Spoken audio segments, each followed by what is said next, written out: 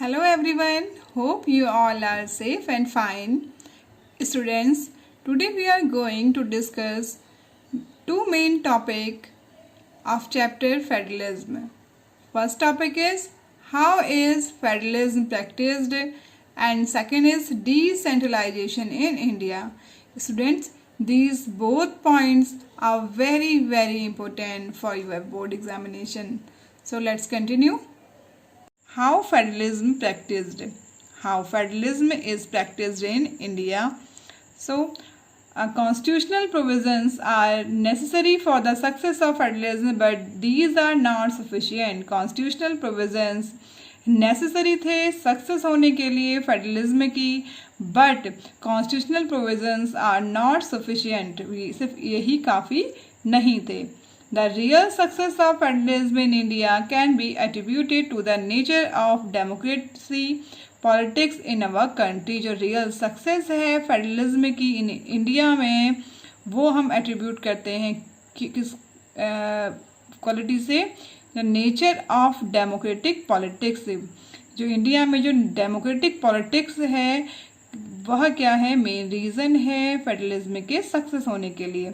This ensure democratic politics ensure the spirit of federalism, ensure करती है spirit of federalism को.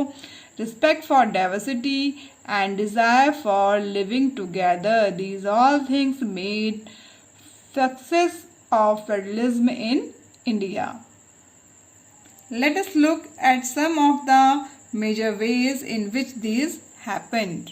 Linguistic states which are formed according to their language, like Punjab for Punjabi speaking people, Gujarat for Gujarati speaking peoples. So states जो कि क्या भाषा के आधार पर बनाए जाते हैं. So the creation of linguistic states was the first and a major test for democratic politics in our country. जो क्रिएशन था लिंग्विस्टिक स्टेट्स का, भाषा के आधार पर स्टेट्स को जो बनाया जाना था, ये एक पहला फर्स्ट एंड मेजर टेस्ट था डेमोक्रेटिक पॉलिटिक्स का हमारी कंट्री में. Many old states have vanished and many new state been created. बहुत से पुराने स्टेट्स को वैनिश कर दिया गया था एंड बहुत से नए स्टेट्स को क्रिएट किया जा रहा था. In 1947 the boundaries of several old states of India were change in order to create new states. और 1947 के बाद बहुत से स्टेट्स, ओल्ड स्टेट्स की बाउंड्रीज को चेंज कर दिया गया एंड न्यू स्टेट्स को क्रिएट किया गया. This was done to ensure that people who spoke the same language live in the same state. ये क्यों किया गया? ताकि वह लोग जो एक सी भाषा बोलते हैं वो एक स्टेट में रह सकें. Some states were created not on the basis of language but to recognize different based on culture, ethnicity और geography. बहुत से स्टेट्स जिनको सिर्फ भाषा के आधार पर रिकॉग्नाइज नहीं किया गया, बल्कि उनमें अदर भी डिफरेंसेस से लाइक कल्चर, एथनिसिटी और जोग्राफिकल चेंजेस की वजह से उनको क्रिएट किया गया, जैसे नागालैंड, उत्तराखंड एंड झारखंड.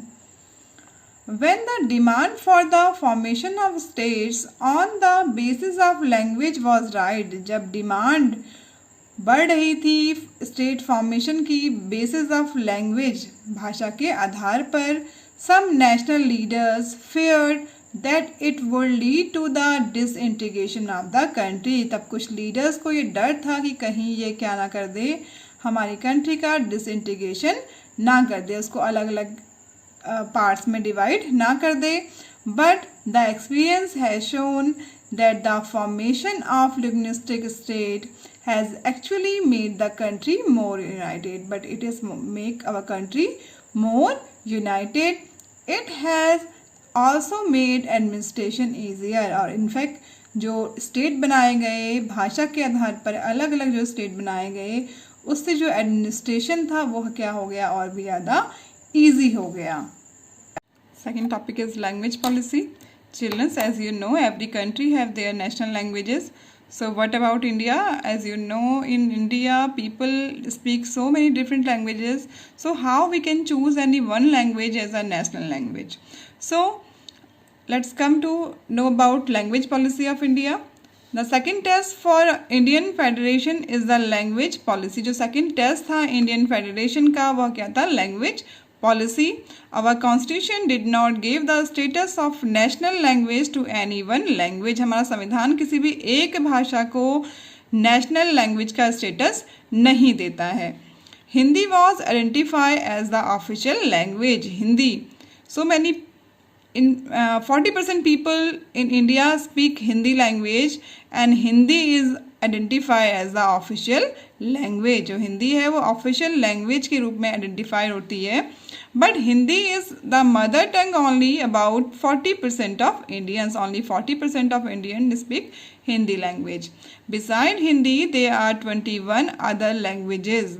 हिंदी के अलावा यहाँ पे 21 अदर लैंग्वेजेस भी हैं जो कि recognised as a schedule languages by the constitution, जिसको कि हमारा कॉन्स्टिट्यूशन रिकॉग्नाइज करता है as a schedule languages.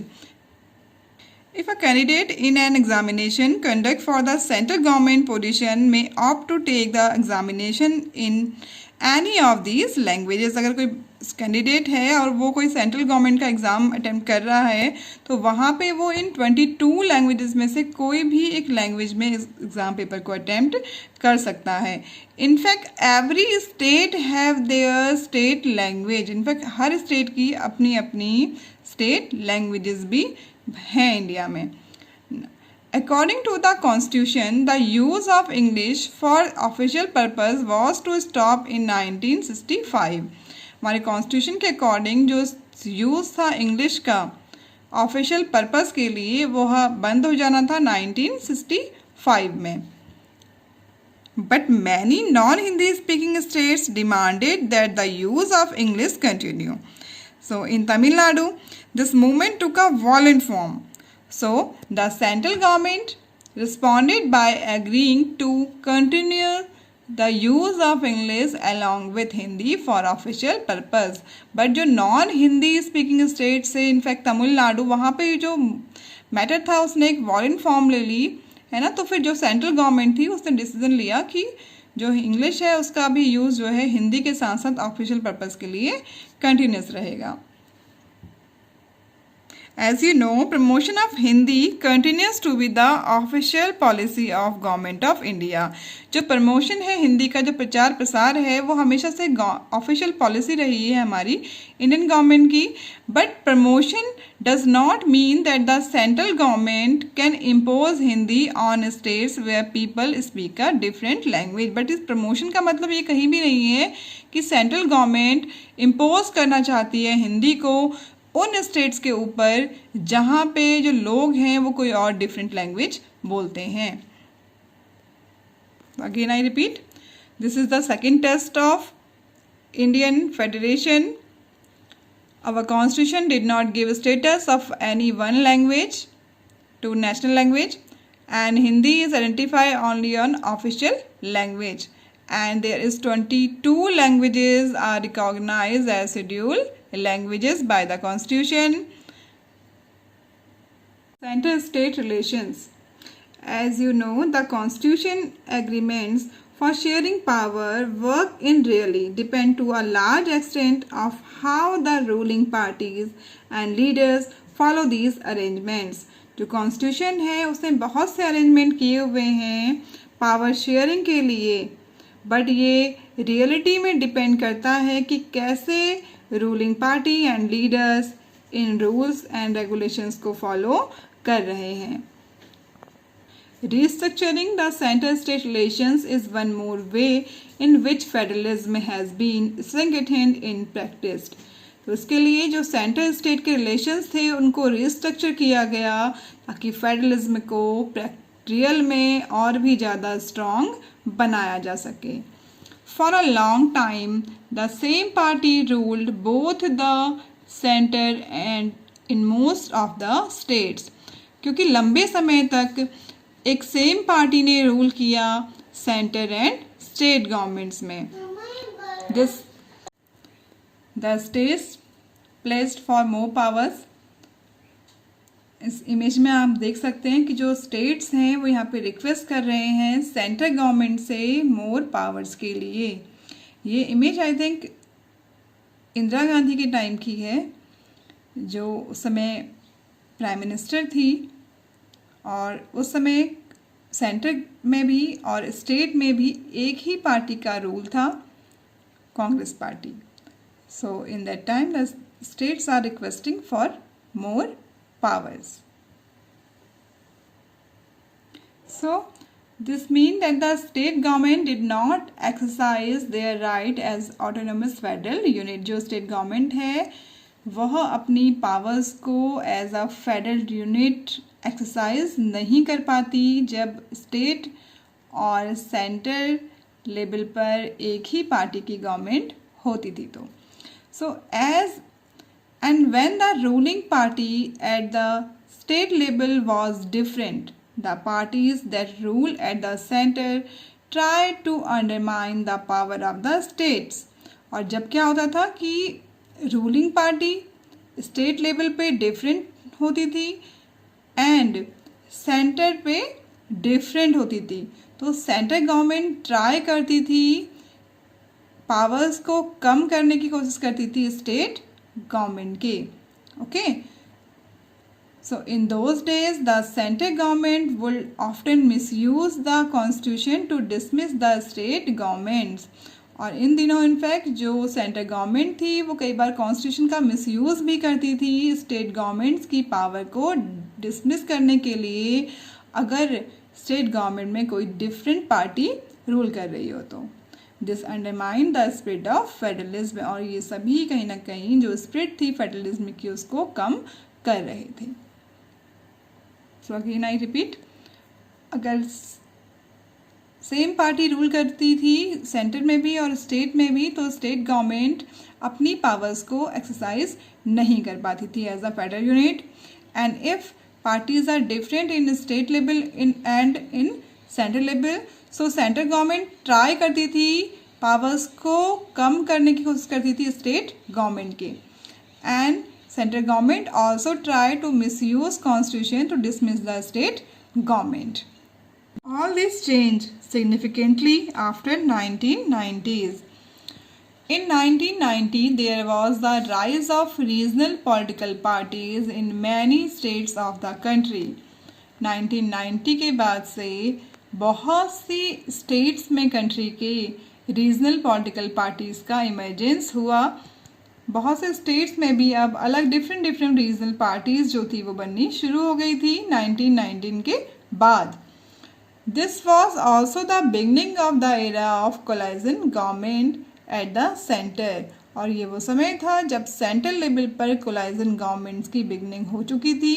Coalition government when two or more parties make a alliance and form a government is called coalition government. जब दो parties मिलकर अपना एक अलायंस बनाती हैं और गवर्नमेंट फॉर्म करती हैं is called coalition government.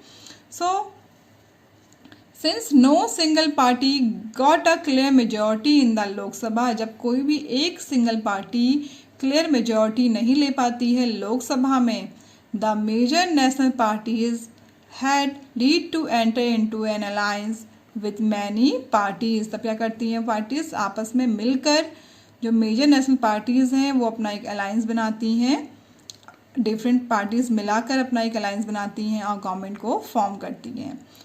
Suppose one party get 30% vote and second party get 21% vote and other parties get extra others vote. So one and second party who got 30 and 21% vote, they make an alliance, 51% votes they have, so they form their government. This lead to a new culture of power sharing and respect for the autonomy of the states. और ये नया culture था इसने power sharing को और भी ज़्यादा strong किया एंड जो रिस्पेक्ट थी वो मेंटेन रखी स्टेट गवर्नमेंट्स की, मोर ऑटोनॉमी की. Thus federal power sharing is more effective today than it was in the early years after the constitution come into force. तो जो पावर शेयरिंग है वो आज ज़्यादा इफेक्टिव है तब से जब कॉन्स्टिट्यूशन बना था. Decentralization in India, student, this is very important topic. for your examination. So what is decentralization? When power is taken away from center and state government and given to local government, it is called decentralization. जब power center और state government से लेकर local government को दे दी जाती है तो ये क्या कहलाता है? decentralization means कि state government और सेंट्रल गवर्नमेंट से कुछ पावर लेकर जो है लोकल गवर्नमेंट को दे दी जाती है. It's called decentralisation. Before 1992 the local bodies were directly under the state governments. 1992 से पहले जो लोकल बॉडीज थी वो डायरेक्टली स्टेट गवर्नमेंट के अंडर थी. In the time regular election were not held. उस समय रेगुलर इलेक्शंस नहीं होते थे. The local bodies did not have any resources or powers of their own. और जो local bodies थी उनके पास अब कोई resources नहीं थे और कोई भी अपनी powers नहीं थी. After 1992 के बाद the constitution was amended to make the third tier of democracy more powerful and effective. 1992 के बाद constitution में amendment किया गया. थर्ड टीयर ऑफ डेमोक्रेसी का जो थर्ड टीयर है लोकल गवर्नमेंट उसको और भी ज़्यादा पावरफुल और इफ़ेक्टिव बनाने के लिए. The steps taken are. जो स्टेप्स लिए गए वो हैं mandatory to hold regular elections to local government bodies. कि जो रेगुलर इलेक्शंस हैं वो ज़रूरी कराए जाएंगे लोकल गवर्नमेंट बॉडीज़ में. आज आप देखते हैं ना कि हर 5 साल में आपके गाँव में या जहाँ भी आप रहते हैं किसी म्यूनसिपैलिटीज़ में अगर रहते हैं तो वहाँ पे रेगुलर इलेक्शंस होते हैं हर 5 साल में. States are reserve for the schedule caste seats are reserve for the schedule caste, schedule tribes and other backward classes. जो सीट्स हैं वो रिजर्व की गई शेड्यूल कास्ट के लिए, शेड्यूल ट्राइब्स के लिए एंड अदर बैकवर्ड क्लासेज. आपने सुना होगा कि इस बार SC/ST की सीट है, इस बार OBCs की सीट है, इस बार जनरल्स की सीट है, वुमेन कोटा है. Okay Yes, so at least 1/3 of all positions are reserved for women. और जो 1/3 सीट्स हैं वो वुमेन्स के लिए रिजर्व की जाएंगी. कहाँ पे? लोकल बॉडीज़ में. An independent institution called the State Election Commission has been created in each state. और हर स्टेट में एक इंडिपेंडेंट स्टेट इलेक्शन कमीशन बनाया जाएगा जो कि जो इलेक्शंस हैं लोकल बॉडीज़ के उनको कंडक्ट करेगा. The state governments are required to share some powers and revenue with local government bodies. कि जो स्टेट गवर्नमेंट्स है वह कुछ पावर्स और जो रेवेन्यू है वो शेयर करेगा लोकल गवर्नमेंट बॉडीज़ के साथ. Rural local government popularly it is known by the name of Panchayati Raj. जो गाँव के लिए जो लोकल गवर्नमेंट है इसको हम पंचायती राज के नेम से जानते हैं. Gram panchayat it is the decision making body for the entire village. जो ग्राम पंचायत है गांव में जो ग्राम पंचायत होती है वो एक डिसीजन मेकिंग बॉडी है पूरे गांव के लिए. This is a council consisting of several ward members often called panch and the president और सरपंच. ये जो ग्राम पंचायत है इसमें बहुत से वार्ड मेंबर्स होते हैं जिनको हम पंच के नाम से जानते हैं और जो हेड होता है इनका उसे हम सरपंच के नाम से जानते हैं. They all are directly elected by the all adult population living in that ward और विलेज. जो ये सरपंच और जो ये पंच हैं ये सभी उस गांव की जो अडल्ट पॉपुलेशन है उनके थ्रू इलेक्टेड किए जाते हैं. पंचायत समिति. A few gram panchayats are grouped together to form what is usually called a panchayat samiti और ब्लॉक और मंडल. पंचायत समिति जो कुछ ग्राम पंचायत हैं, ग्राम पंचायत ये एक ग्रुप बनाती हैं जिसको हम क्या कहते हैं पंचायत समिति और ब्लॉक या मंडल कहते हैं. देन जिला परिषद. ऑल द पंचायत समिति और mandals in a district together form the zila parishad. ये सभी मिलकर जिला परिषद बनाते हैं. Now urban local government. शहरों के लिए क्या है लोकल गवर्नमेंट?